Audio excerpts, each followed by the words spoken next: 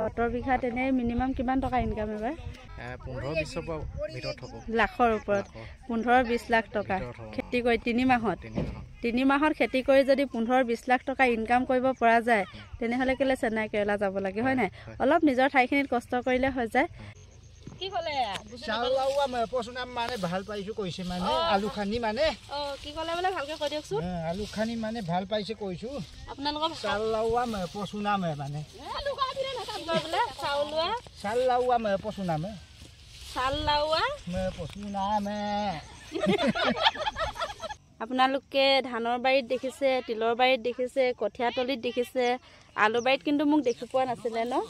আজি আলু বাৰীলৈও আহিলোঁ আৰু আজি আলু খানিব আহিছোঁ ওচৰে বুলি নহয় আৰু বেলেগ এখন গাঁৱত ভাইটিহঁতে মানে খুব ধুনীয়াকৈ আলু খেতি কৰিছে আৰু সেয়েহে আলু খানিব আহিছোঁ দিনটো আলু খানিলে মানে আলু মানে পইচা ল'লে পইচা দিয়ে আৰু আলু ল'লে আলু দিয়ে আৰু যিহেতু আমি আলু লগোৱা নাই আমাৰ অঞ্চলটো দ ঠাই যে আমাৰ সেইখিনিত মানে আলু খেতি ভাল নহয় সেইটো কাৰণে ইয়াত আলু খানিব আহিছোঁ আৰু আজি আলু খানি ঘৰলৈ আলু লৈ যাম আৰু দেখিছে এইফালে ইমান ডাঙৰ আলু ওলাইছে আৰু এটা কথা কৈ থওঁ আমাৰ তিনিচুকীয়া জিলাৰ ভিতৰতে নহয় আমাৰ উজনি অসমৰ ভিতৰতে আটাইতকৈ মানে আলু উৎপাদন হয় আৰু গোমধান উৎপাদন হয় মানে মাকৈ উৎপাদন হয় আৰু খেতিৰ ক্ষেত্ৰত বহুত বেছি চহকী আমাৰ শদিয়াৰ 99% মানুহে খেতিৰ লগত জড়িত আৰু সকলোৱে খেতি কৰিয়ে মানে উন্নতি কৰি আছে খেতি কৰিয়ে নিজৰ পৰিয়াল পোহপাল দি আছে আজি আপোনালোকক ইয়াত দেখুৱাই আছোঁ আৰু এই যে আলু খানিবলৈ অহা মানুহখিনি দেখিছে এইখিনি মানে মিচিং সম্প্ৰদায়ৰ মানুহ আমাৰ শদিয়াৰ অমৰপুৰ বুলি ঠাই এখন আছে তাৰ পৰা তেওঁলোক আলু খানিব আহিছে লগত আমিও আহিছোঁ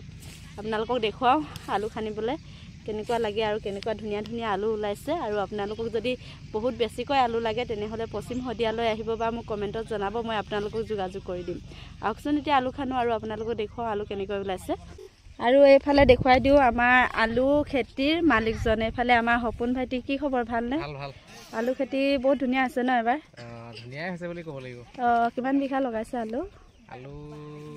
গোটেই আমাৰ ঘৰখনৰ টোটেল 70 বিঘামান হ'ব 70 বিঘাত এনে মিনিমাম কিমান টকা ইনকাম এবাৰ 15-20 ভিতৰত হ'ব লাখৰ ওপৰত 15-20 লাখ টকা খেতি কৰি 3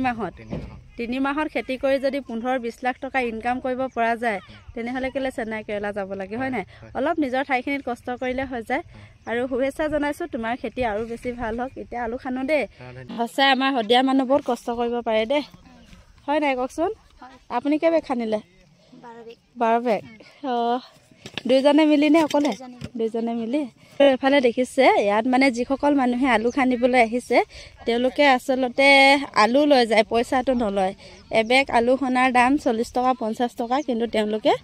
পইচাৰ সলনি আলুটো লৈ যায় আৰু খেতিয়কৰো কাম হৈ যায় আৰু যিসকলে খেতি নাই কৰা তেওঁলোকৰ ঘৰটো মানে ধুনীয়াকৈ খেতি হৈ যায় আৰু এইফালে দেখিছে আলু খানি তেওঁলোক আজৰি হ'ল এতিয়া সকলোৱে আলু লৈ লৈছে